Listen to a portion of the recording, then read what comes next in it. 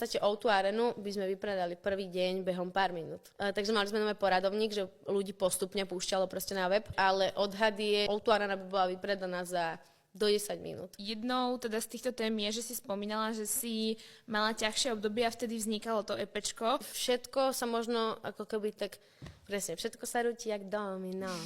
To bolo presne to, že ja som riešila v nejaké ešte rodinné veci, ktoré sa ťahali proste aj skoro mám pocit, že aj 15 rokov. Presne toto s Gailom. Do toho vlastne sa mi ešte stalo, že sme teraz točili videoklip Lonely. To mi písal, že či môžem volať. Do toho mi hovorí, že moja sestra proste, vieš, nabúrala. Takže úplne v tom momente mi vybehli slzy a prvé, čo som sa pýtala, že ako rýchlo išla, vieš, lebo tak od toho vieš veľa vyčítať. Otázka na ten rozchod. Čo si možno z tohto ako keby ťažšieho obdobia vzťahového odniesla? Vieš čo, človek zistí, že presne, že ty si v nejakom proste tempe a robíš veci a teraz už ste spolu 10 rokov a zároveň spolu aj pracujeme, vieš, že zároveň je môjim producentom, som môjim manažerom a tak. A ty vlastne zistíš, že v tom všetkom, čo sa deje, a samozrejme popri tom, jak ja som riešila nejaké tie moje veci, akože problémové a súkromné veci, takéto, tak vlastne zistíš, že ako keby sme zabudli, že spolu chodíme, vieš.